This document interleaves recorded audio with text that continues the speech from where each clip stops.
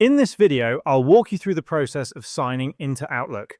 First, open any browser and type Outlook into the search bar, then press Enter. You should see the official Microsoft Outlook link at the top of the search results. Click on this link and you will be directed to a page that looks like this.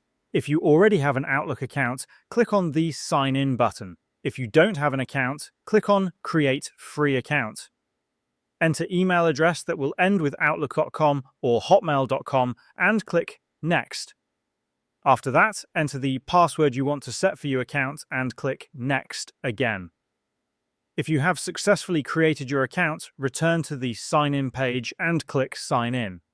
Click on Next after entering your email, then enter your password and click on Sign In. To avoid logging in every time you open Outlook, click Yes when prompted to stay signed in. After that, you'll be signed into your Microsoft Outlook account.